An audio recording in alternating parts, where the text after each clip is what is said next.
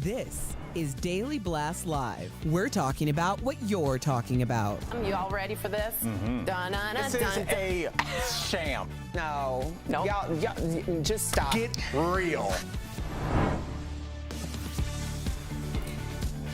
Welcome to DBL. I'm Sam in for Tori. I don't mean to always begin with this heat wave, but I do want to acknowledge to our viewers, in Texas, 99%. It'll be hotter in Texas than 99% of the world, you guys. Triple digits. We should call this segment Sam's Elevator. That was like just a little small chat.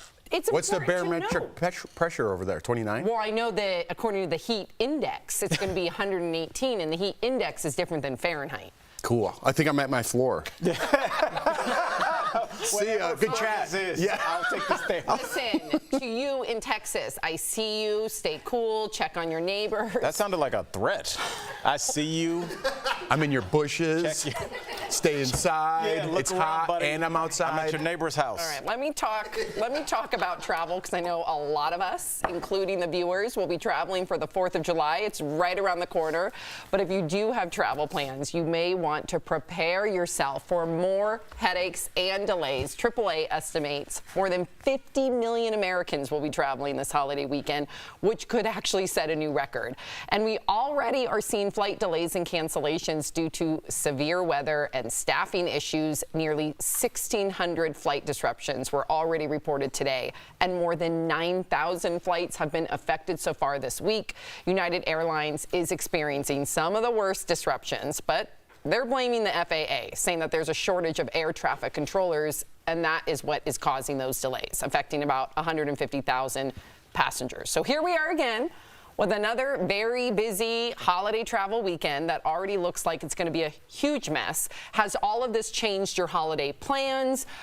You are cursed. Every time you go on a plane, you have gnarly delays. I will never fly with you. Didn't you just recently have a gnarly delay or something happen? I went to Chicago and I was delayed both ways. But I've tried to keep it cool. You know what I mean? I already know I'm going into a situation where I'm going to get heightened. Right. You know what I mean? So I try to keep it cool. Calm yourself down. Yeah. I try to keep it cool, but there was an incident real quickly.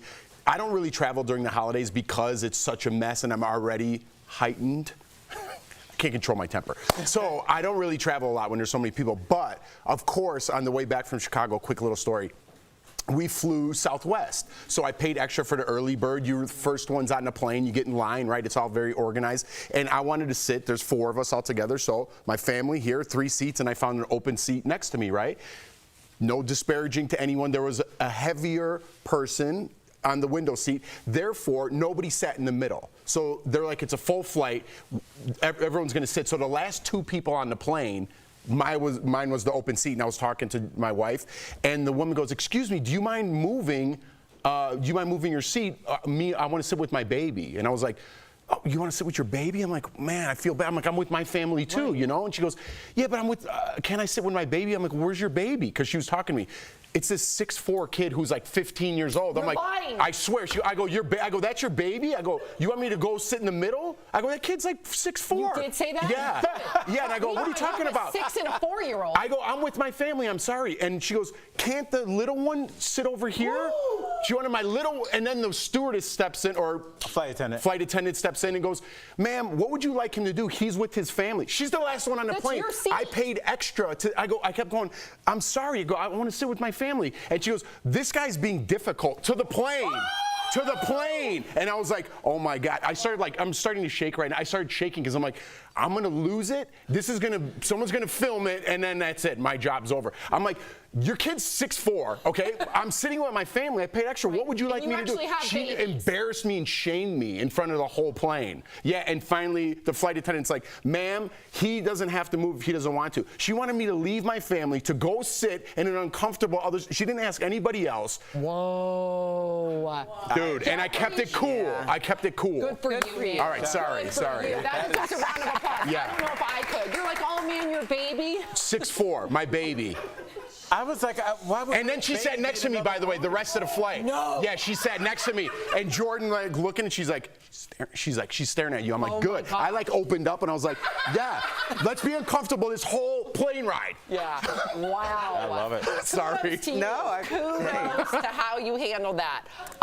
Speaking of how people could go viral, thank God you didn't. A man on social media is going viral for calling out people who are taking advantage of Southwest pre-boarding. He claims people are gaming the system by requesting wheelchair assistance in order to be the first ones to board a flight before taking off. So he tweeted this photo of a line of people in wheelchairs saying 20 passengers used a wheelchair to board, but probably only 3 would need one to deplane. So there you go. The math ain't mathin', as Erica would say. Southwest responded by apologizing and saying, quote, "We work hard to maintain the integrity of the boarding process while providing appropriate accommodations for all who fly. Since many disabilities aren't visible, we're unable to question the validity of pre-boarding." Other Twitter users shared their experience, with one person tweeting, "I stopped flying Southwest after a man who was running from his car to the terminal in front of me used this to get a great seat on a packed flight. No shame."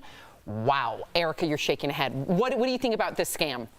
Well, so it is difficult because you don't know, not all disabilities are visible. And I remember when Big Mama was still with us, it was very important to her to walk into spaces, like into a restaurant or whatever, from the car, as opposed to me just dropping her off. So she would have me use her handicap placard so that she could walk and remain that autonomy. So it was always like a weird thing for me because I didn't need it, but she needed it, and that was important to her. So you don't know what the situation is. But in these situations, now I remember someone, and maybe some of y'all can vouch for me or not, but who said that this was what they did on a regular basis. And I asked the question, well, what happens when you deplane? Because also the other thing is, don't just stare at people, like you shouldn't just be staring at people anyway, but don't just stare at people if they're deplaning, because they might have a wheelchair ready for them. But some people will deplane and then run, go on their merry to their way. next flight or run out the airport, and it's like, so make it make sense. Like, do you necessarily need that, or are you using that so that you don't have to like worry about your baggage being, checked at the last minute? So I know that there are people who abuse the system, as any system. And I can vouch for you. I know who you're speaking about, and karma will get them, in my opinion. But you can't really police this. You just can't. I think we have. It's a HIPAA violation. I think we have police this with handicap placards. Like, there needs to be some kind of bar. Oh, interesting. You don't see people running this scam with handicap placards. Right. Big Mama really needed it. My grandmother really needed it. People really need this. And because of that, it's much, much, much more difficult to get that.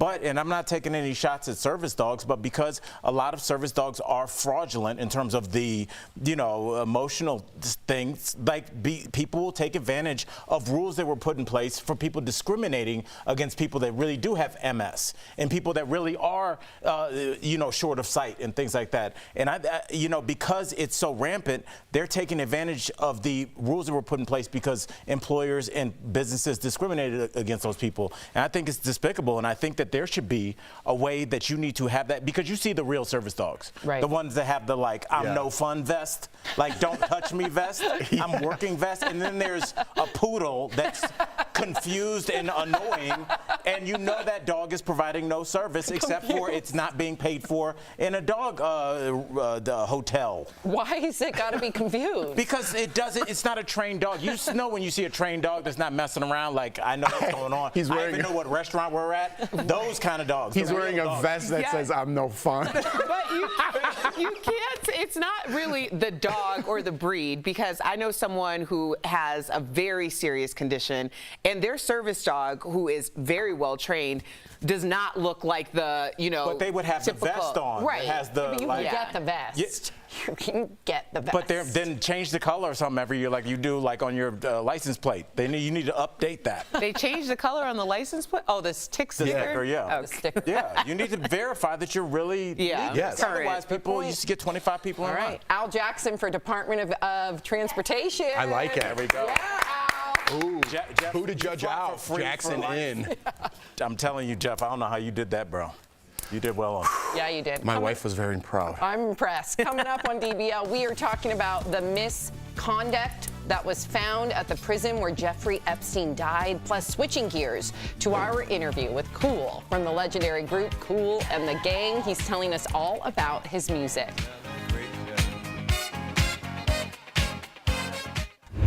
DBL, this show is amazing. There's a lot going on down here. I would have been part of the Mile High Club. Yeah. So on point. But I'm going to have a conversation about what's happening now.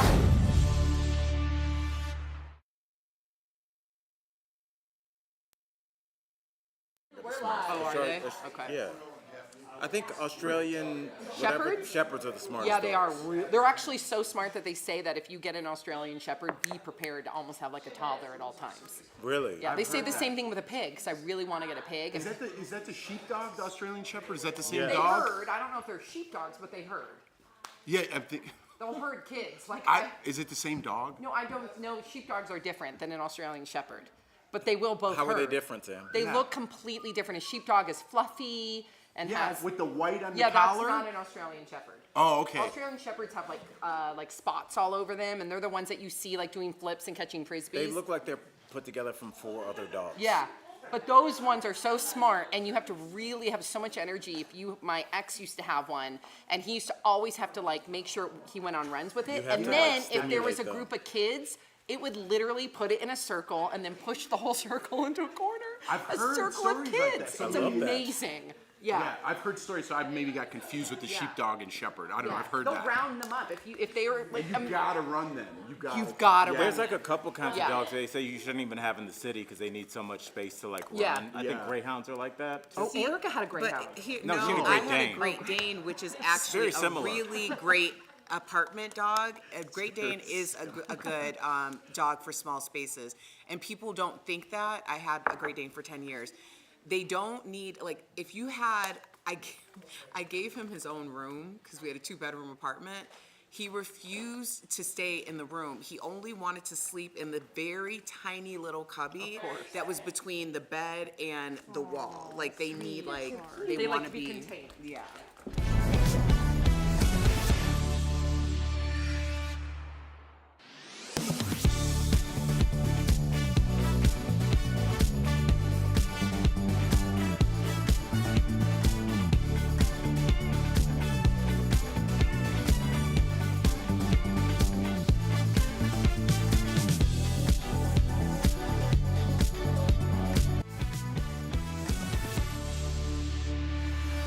Welcome back to DBL. It's been nearly 4 years since Jeffrey Epstein took his own life in a federal prison. Well, now the Justice Department's Inspector General is out with a new report. It says that the major lapses by prison officials are to blame, including the failure to assign him a cellmate and overworked guards who lied on logs after failing to make regular checks. According to the report, they had regular checked. Guards might, if they had regular checked, I should say, guards would have noticed that the extra linens were there, which was used in his alleged suicide. There was also a mysterious phone call people are talking about. Epstein requested an unmonitored call with his mom on the night of his death. But get this, his mom had been dead for 15 years. The call was reportedly to his girlfriend, but what they talked about is still a mystery. Jeff's already shaking his head. What do you think? Do you think this new reveal will put to rest some rumors about Epstein's death? Well, I hate to hijack this whole thing because we only have 2 minutes You're and I have the one that's about most 10 invested minutes in it, so to say. please. Yeah, there's so much in this. First of all, as Erica would say, you get an unmonitored phone call after you get arrested in a federal prison. It's impossible. Where'd they do that at? Yeah. Where'd they do that I at? think that's a me That's yeah, that's a you guy. I don't know who claims that, but where'd they do that at? Okay? For real. No, seriously. Yeah. For real. So I have a million things to say. So first of all, it wasn't a state prison he went to, it was a federal prison. And if this had been a state prison, it'd be under investigation. Dr. Michael Baden, right, he's the guy at HBO, if you see his face, he does all that. He's on the board. He's under 8 different governors hired him. He's head of that. He was at the autopsy when they did it on Jeffrey Epstein. The family of Jeffrey Epstein called him to come view this because they thought there was foul play. Whoa. The family. There was no photos taken. They took his body right out of there. The guards were supposed to check every 15 to 20 minutes. He was on suicide watch. Didn't check him for over 8 hours. What? The camera facing his cell and the camera that was on the tier, both out. Okay. So it doesn't sound like a suicide. No, and then the murder scene, they didn't check if the door was locked or unlocked when they went in there. They didn't take crime scene photos. And then this doctor who was there for the autopsy, you just sneezed, sorry. The doctor was there for the autopsy. Was there to witness all this. The ligature marks on his neck didn't match with the sheets. 2 of his bones on his windpipe were broken, as opposed to this hyoid bone in there. Hyoid bone, yeah. So that breaks sometimes in a suicide, but it's very rare, and they never break on the windpipe. So that means it was here instead of up here, as opposed for a hanging. Whoa. So 3 of his bones were fractured in his neck, as opposed to up here. That doesn't happen like with a suicide. It's more of a crushing bone structure. He sticks to this story. There's so much more I have to say, but I hijacked the whole thing. What do you think happened then? Because he was murdered. In my opinion, it was suicide. There's too many things that don't add up to make this the perfect storm. Wow. Okay? You're not checking on a suicide victim. He was put in a federal prison. He's making phone calls that aren't monitored. There's extra sheets in his bedroom. Right. It's like nothing adds up. Nothing adds up. And this guy's accredited. He's been an autopsy specialist for over 50 years. He said there was suicide. The guy who did the autopsy was unclear because he couldn't clear it up. And then the main person came in and they're like, it was a suicide. That's the end of it. Yeah. We'll be right back. Thank you, Jeffrey Schroeder. There is nothing I like better than finding a great deal on travel. And it turns out I'm not alone. Verify viewer Catherine emailed us to ask, is there a certain day of the week that's cheapest to buy a plane ticket? So Catherine, let's verify. Our sources are Scott's Cheap Flights, a study by cheapair.com, and Brett Snyder, president of Cranky Concierge Travel Assistance and a former airline pricing analyst. Some studies suggest Tuesday or Saturdays are the cheapest days to buy tickets, but all of our sources say they usually rely on flawed or outdated data. For example, some articles suggest that weekends are the cheapest days to buy. Snyder points out that's based on data that tracks the average amount spent on a ticket each day of the week. Families tend to buy their tickets on weekends and usually purchase less expensive tickets. Meanwhile, business travelers tend to buy their tickets during the week, and many are less price sensitive. A lot of the business travel, premium cabin or even last minute or whatever it might be, those tend to be higher fares. The end result is a study that has skewed data. Similar articles suggest Tuesdays offer the best deals, but our sources say that's also not the case. Scott's Cheap Flights explains on its site that this idea is a holdover from the 1990s when airlines used to upload special e-fares on Tuesdays or Wednesdays.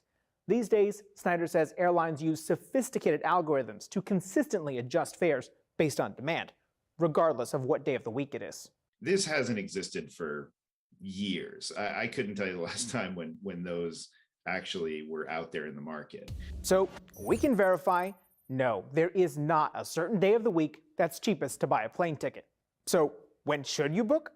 Cheapair.com found domestic tickets are generally cheapest 3 to 15 weeks before departure. With your Verify, I'm Brandon Lewis. Welcome back. They've been creating music for 6 decades, and their catalog has been sampled by other artists more than 1,800 times. Earlier, we spoke with a founding member of Kool and the Gang. Take a look at our interview with Kool.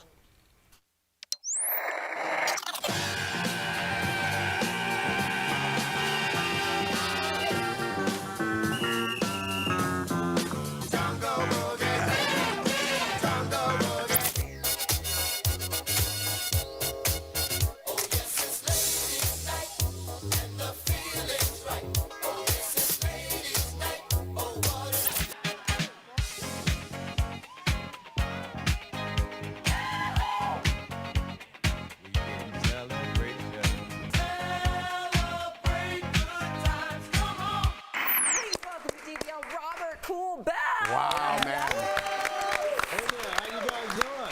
Better now we heard your music. Exactly. We are all hyped in the studio. Thank you for being here.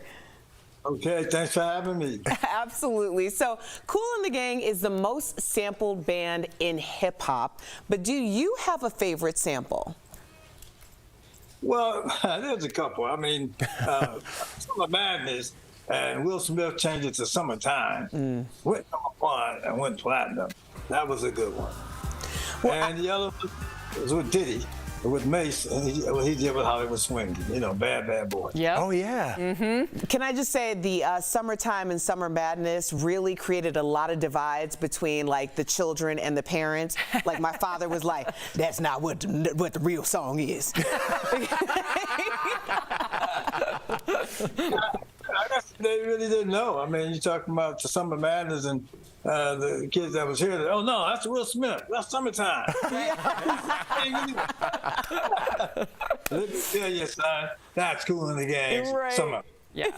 Yes, Wow. and to show you which one lasted, I DJ'd Erica, who you were just speaking with. I DJ'd one of her events. The first thing I played was Summer Madness. Yep. Without even knowing we were going to speak to you, that's how much your music has just lasted through our lives. So you are true royalty. So I want to ask you, speaking about this legacy, you've inspired so many artists over the years, but is there one person that stands out the most? Well, I have to go back.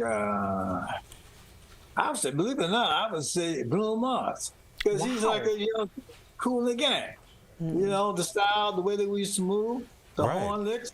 You know, as far as the up and coming act, well, he ain't coming on now.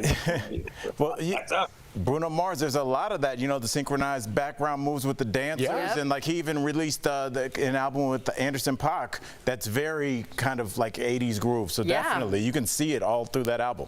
Let me ask you about touring, because I know a lot of people love to show up and come to your tour. What do you love most about it? Well, that the crowd are into what we do. We travel all over the world. For instance, we just left Germany last year. We played with the German Philharmonic Orchestra. Wow. We did 5 with them. It was great to hear the orchestra get down. But we do that anyway. We've done about 10 gigs with orchestras, and each one got their own flavor. So that has been great. Now, something else is a little different. 48 shows with Van Halen. 10 shows, Kid Rock. Jeez. Open with Elton John. Rod Stewart, Dave Matthews Band, and then we flipped and did something with Gladys Knight in the Pits. What about that?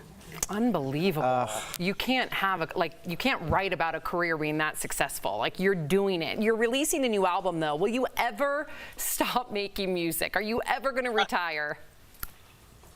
Yeah, one day. But the new album is George Brown out there in the West Coast. And his whole concept after COVID, that people just want to have fun. Yeah. We wanted to do that kind of a record. The first song was Let's Party. The second song is We Are the Party. Just came out last week. So we are enjoying it. We are the party. I love it. DBL It was an honor, buddy. It is an honor. Yeah. Thank you. Check out Kool and the Gang's new album called People Just Want to Have Fun, dropping July 14th. Also, really important, check out Kool's nonprofit. You can donate to the Kool Kids Foundation. Just scan the QR code on your screen for more information. Kool, thank you so much. As we go to break, let's hear the band's new single, Let's Party. Congrats on the new album. Thank you. Okay.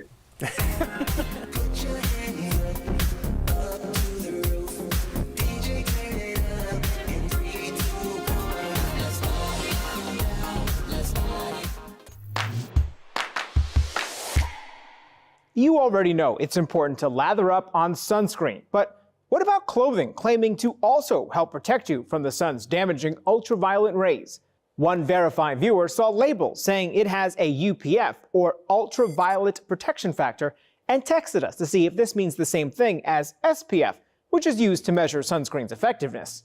So, let's verify. Is there a difference between SPF and UPF?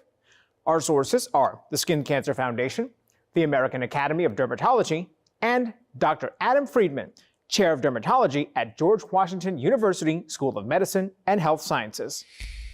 SPF and UPF can help you determine how effective a product is at protecting you from the sun. SPF measures time, or how long sunscreen works at blocking the sun, and UPF measures how much of the sun's rays are blocked by a fabric. For example, under ideal conditions, an SPF 30 sunscreen will help keep your skin from burning 30 times longer than it would without any sunscreen. An article of clothing with a UPF of 30 means the fabric blocks around 97% of the sun's rays from reaching your skin. Our sources recommend using at least an SPF 30 sunscreen and UPF 30 clothing. There's no one way to fully protect yourself from the sun. I think you want to take a combination approach. So that includes using sunscreen SPF 30 or higher and clothing to protect the exposed areas. So, yes, there is a difference between SPF and UPF. All fabric has some sort of protection from the sun, even if it doesn't have a UPF rating. And in general, dark or brightly colored clothing is more effective. With your Verify, I'm Brandon Lewis. Summertime means more storms for the Carolinas. We've certainly seen our share this week. Viewer Chris M. asked us, with all the storms lately, how accurate is the method of counting seconds between lightning and thunder to calculate miles for every second counted for how far away the lightning is? Our sources, WCNC meteorologist Brittany Van Voorhees and the National Centers for Environmental Information. As little kids, you probably were told to count the seconds between lightning and thunder, and that's how many miles away lightning would be. Honestly, I'm really glad you guys are doing this because it is something people get wrong all the time. Brittany says lightning is actually closer than you think. So it's whatever that second is, those seconds are between the lightning and thunder, you have to do the division by 5 because that's factoring in the speed of sound. So if you count 5 seconds between a lightning strike and thunder, that means lightning is just 1 mile away, not 5. When you're outside, anytime, if there's thunder and lightning around, you could get struck because lightning can strike about 30 miles out of the center of the storm. Data from the National Centers for Environmental Information show over the past 5 years, 4 deaths and 12 injuries have been reported in North Carolina from lightning strikes. Basically, if you hear thunder or see lightning, go inside, wait 30 minutes till after the last time you saw it, and you're good to go. So we can verify that no, counting seconds between lightning and thunder to calculate the miles for every second is not accurate. Instead, you have to divide by 5 to really know how close it is. With your Verify, I'm Megan Bragg.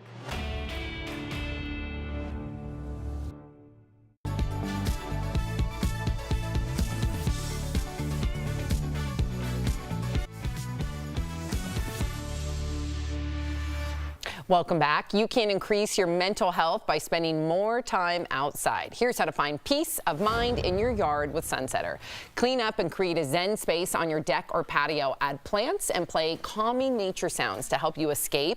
Also, water features can help you relax and make time to meditate or get lost in a good book. Sunsetter is America's #1 best-selling awning with affordable custom features without the custom price. Spend more time outside and get the best value with Sunsetter. It's been an industry leader for 30 years. Call 1-800-513-6851 or visit sunsetter.com for guaranteed pricing on American-made awnings built to last.